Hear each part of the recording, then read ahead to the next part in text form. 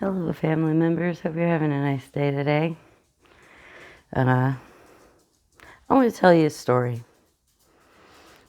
I want you to imagine waking up the day after Christmas. And you'd had a nice day with your kids and husband and your lovely house. You know, life has been good to you, and you are so fortunate. But then you can't find your daughter. And then your daughter is found dead. I can't imagine how that must feel. It's awful. Then imagine that the police start asking you probing questions, and it becomes clear that they think maybe you had something to do with it, or your husband, or maybe even your son. And it is awful to feel like people are looking at you like you would have hurt your kid. But it's also awful to think that whoever did this to your child is still out there. They could be doing it to other children.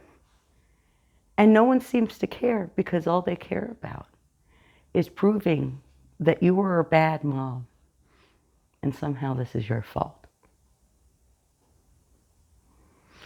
Imagine having that hang over your head for years and years.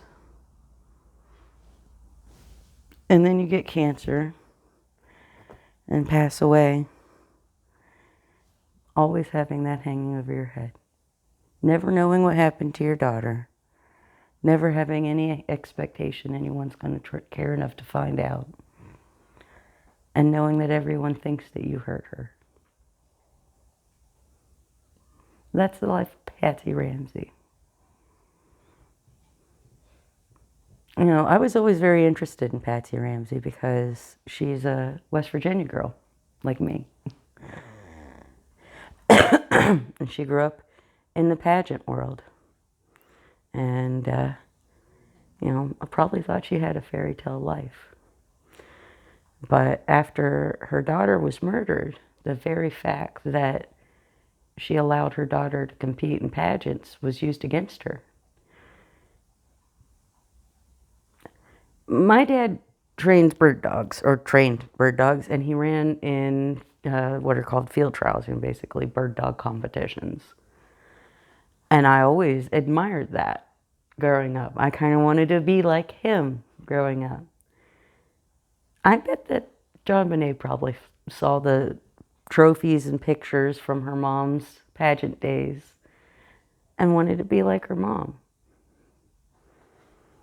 And I mean, we don't know for certain that there isn't some connection from her being in pageants and the man who murdered her, men or women or whatever.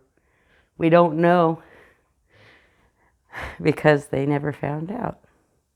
Because we already had our human sacrifice.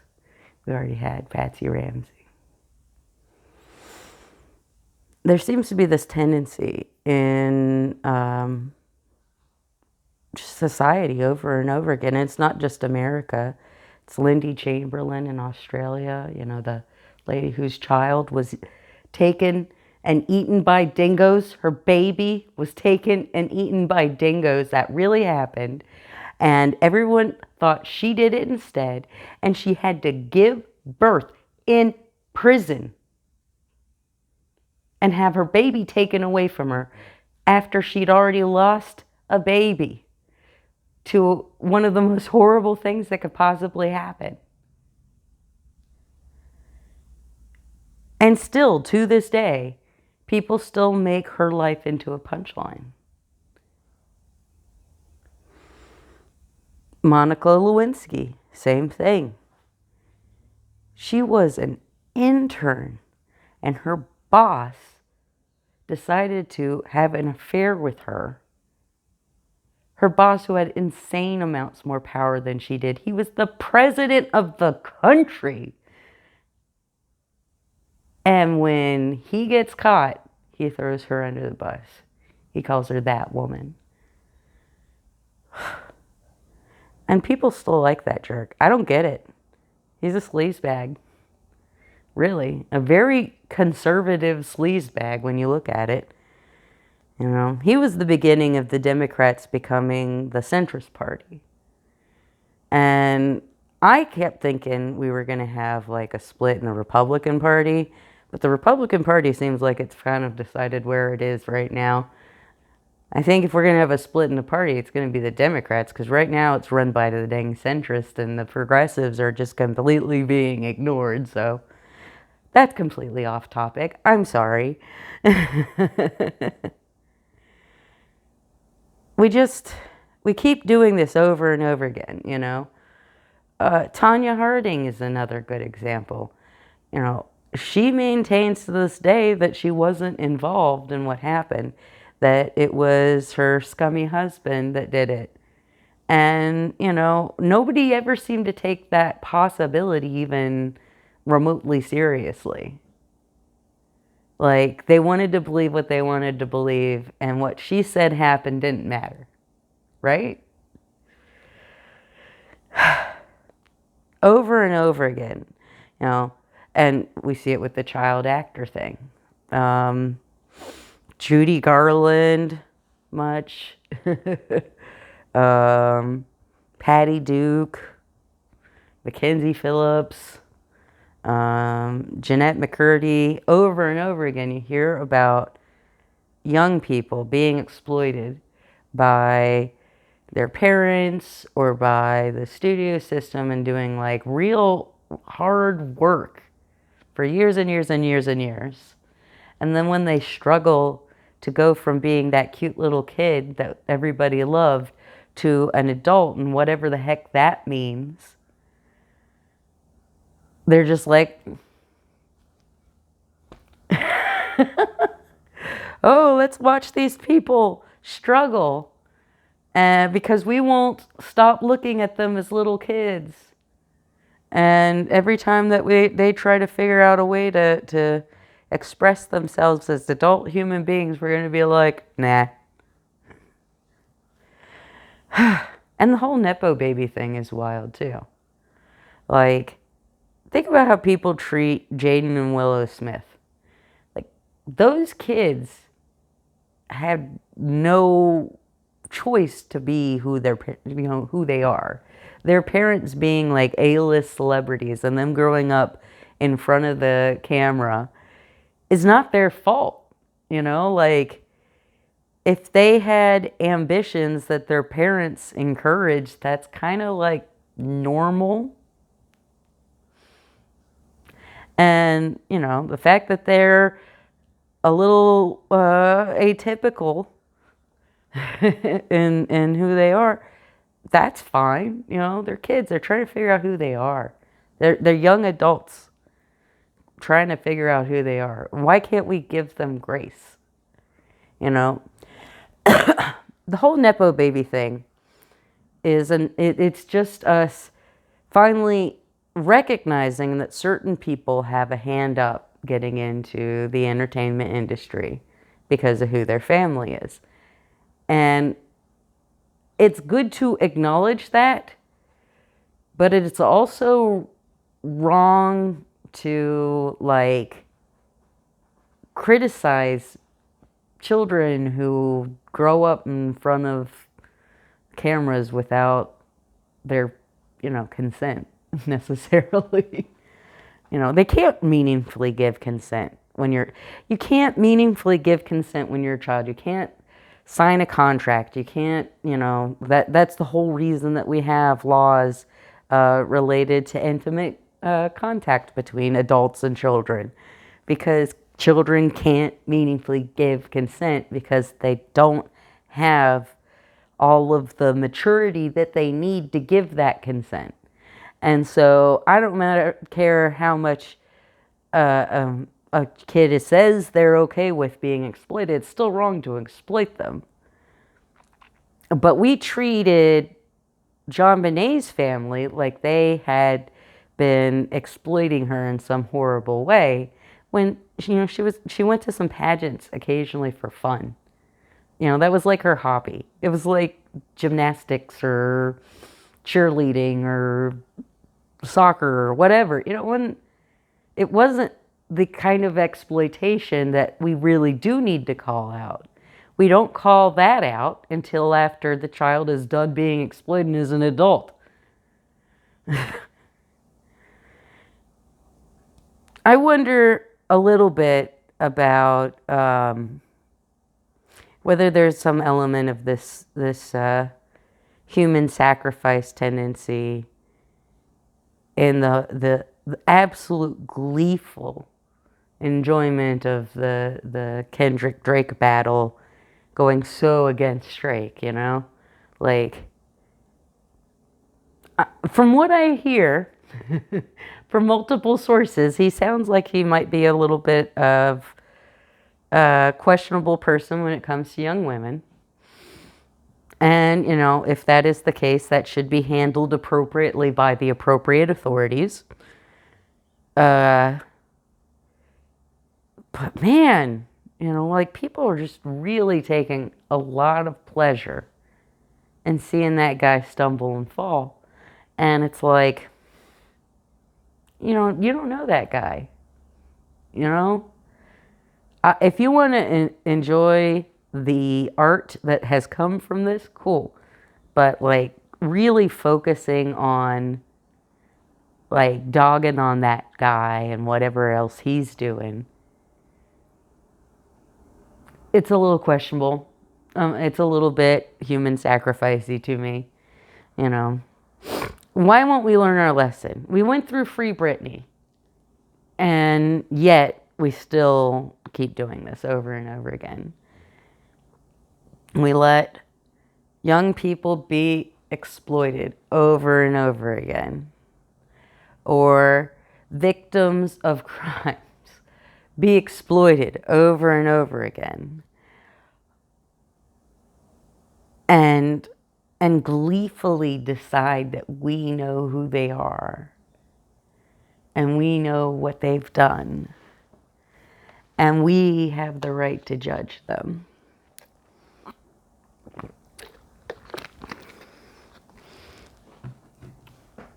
And I'm not going to say we're always wrong. I mean, there's the whole OJ thing.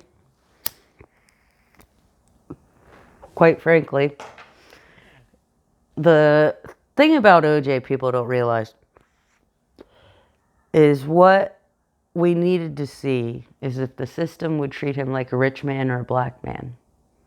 And the revolutionary thing about it is he was treated like a rich man, not a black man. In a way, that was a type of progress. But it's really sick that his wife and that poor guy who, was just like trying to do her a favor, they lost their lives. Their lives were over. And all of their family and friends had to deal with that. And yet, instead of justice for them, what happened is that case became a proxy for larger political statements. And it was bungled.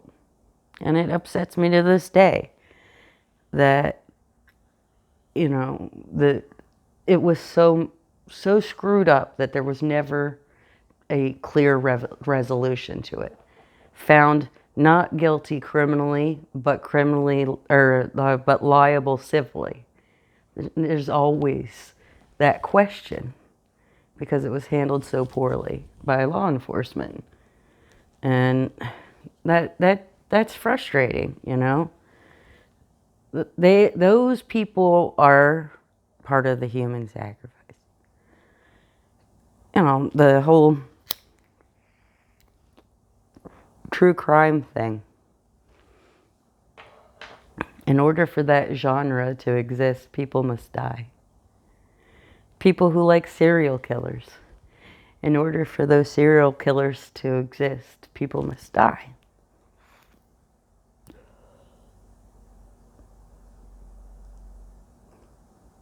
Often big construction projects. People must die.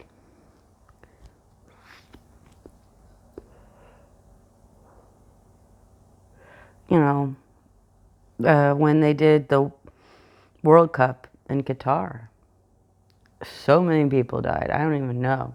I don't think anybody knows how many people died. Died so that they could have a sporting event in their country and get some clout.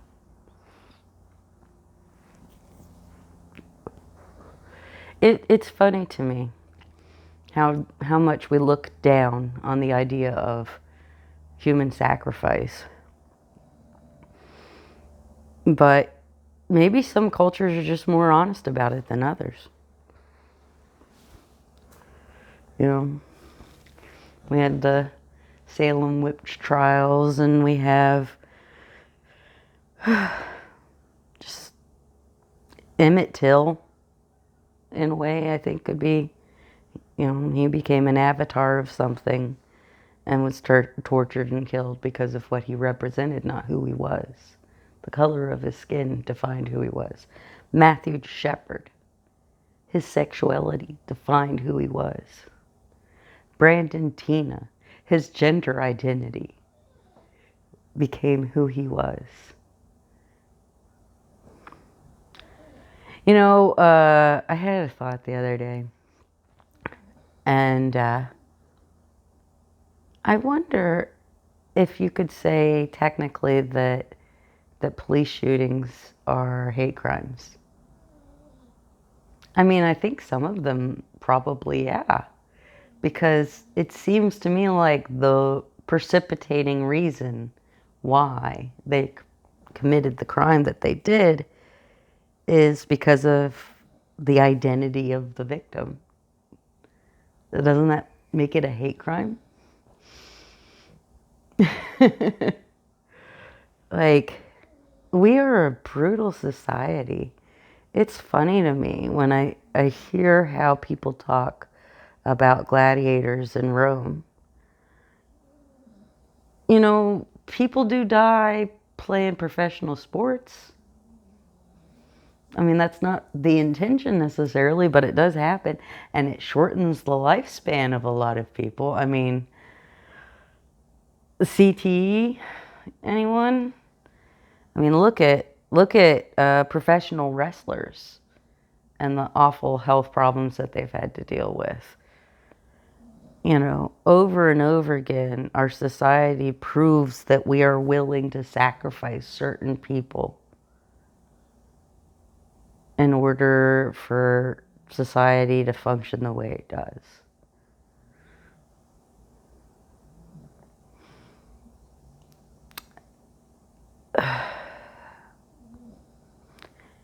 When they talk about, stopping medical research, is that in a way some form of human sacrifice?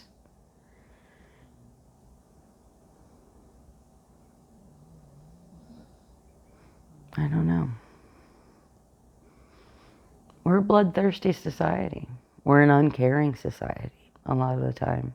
We're kind. And we're caring, and we take care of each other too. But it's generally smaller communities that really do the true caring. When we come together as a broader society, it seems like it's almost easier for us to come together to delight in the suffering of others. And I just wonder what that says about us. I wonder if that is an intrinsic thing to human beings that's never going to change. I mean, it could be. I don't know.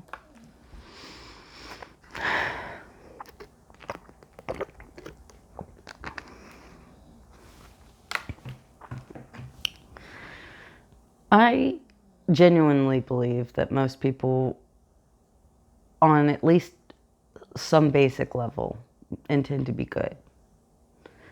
I think a lot of what we think of as evil is more people just not caring, learning to dehumanize the people around them and just see them as like worker bees, or NPCs. When you dehumanize someone, it's a lot easier to sacrifice them, isn't it? I think we do a terrible job of seeing the humanity in people. We do a really good job of judging people. I was watching something on 60 Minutes Australia, and they were talking about someone who was acting sketchy after a crime.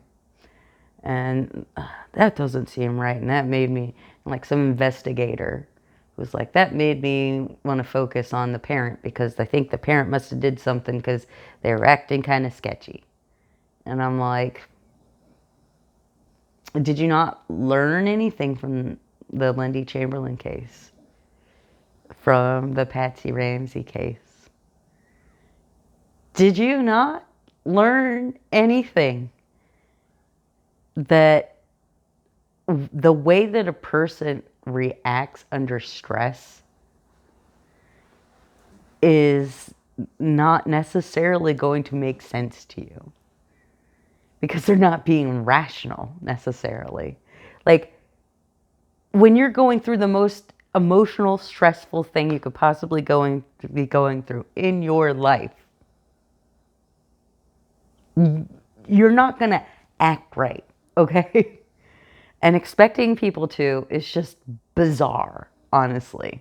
Like, really strange. And,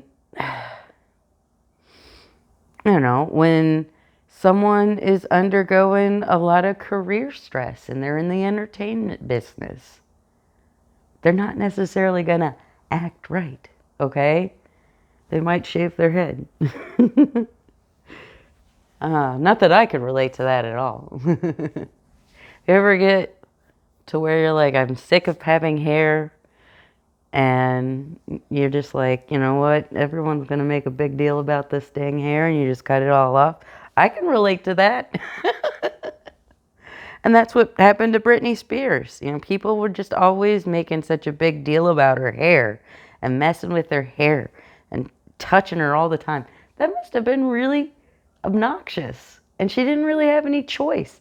And so she did what she could. She got rid of the damn hair, and now no one could fuck with it anymore. Like, I get that. When you don't know how to get people to listen to you and stop what they're doing, then you do something ridiculous to try to make your point. And when that happens, oh boy, do we love to judge people. You know, another good example is Anne Heche. Anne Heche, all Anne Heche did was fall in love with a woman who happened to, you know, become the most famous lesbian in America, like right before that, or right around the same time. I'm not exactly sure about the timeline there. And then, you know, after that relationship ended, she did what she normally did. She fell in love with men after that, because, you know what? Some people's sexuality is that fluid, you know, that they may have a preference for one gender, but occasionally will find someone of another gender that they find a connection with. And that's cool. And we're like, she's crazy. I mean, she also had mental health issues, so of course that also had something to do with why we dismissed her as crazy. But the way that we talked about her, the way that we view her, it was wrong. It was gross. I don't know who we're doing that to today, you know. I'm not plugged in enough with the culture, maybe, to pop culture, to really know who the next human sacrifice is gonna be, or currently is, as far as that kind of sacrifice goes. But I just find it interesting how over and over people are willing to demand sacrifice from someone else. And to me, like, that's not what sacrifice should be. Sacrifice should be something that you do willingly because something is worth it to you to sacrifice for. Sacrifice shouldn't be something that is done to someone. It should be something that a person chooses to do.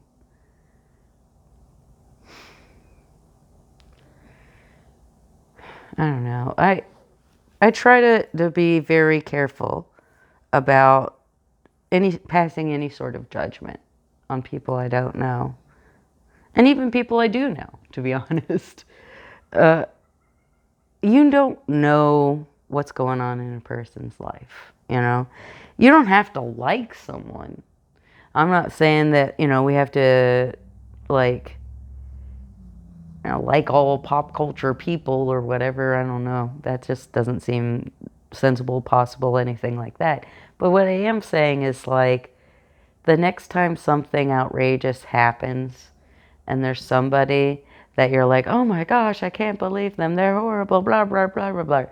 Like, maybe step back and wait and see what happens at the very least before you make any conclusions, okay? Jumping to the gun and making decisions about what you think a person's actions were or what their actions meant or anything like that isn't, you're going to end up on the wrong side a lot of the time because reality doesn't fit these easy narratives, you know? It's kind of like the Bohr model of the atom. The Bohr model of the atom is very simplified. It's easy to understand. It's visually attractive, but it's not accurate, you know? Like, we can teach it in school if we want, but it's still not true. It might be a good enough representation for young people, but I don't know. It's kind of weird to me that they teach something that's wrong to kids. Although the actual, like, structure of the atomic structure is maybe a little bit complicated for 7th graders, 8th graders, whatever, but I don't know. Most of them anyway. I'm off topic again. Darn. Well, family members, I think I've made my point. I think I can wrap it up here. I'm so sorry I don't have any animals. I don't know where they all are. They were around. I filmed like half of this video and then ran out of memory on my device and I had to stop and start over again. And I had Kimmy, but... Oh, Kimmy? Do you think Kimmy might come see me? Where is she? Oh, Kimmy. Well, maybe we'll go see you, Kimmy. Maybe we'll go see Kimmy and Casey. Hi, Kimmy and Casey. Hi, Kimmy and Casey. It's dark in here. Oh gosh, you can barely see those dogs. Well, anyway, family members, please take care of yourselves and all the people around you. And, save your energy for, like, people you like instead of spending it on people you don't. That's my main advice to you. Take care of yourselves. Bye.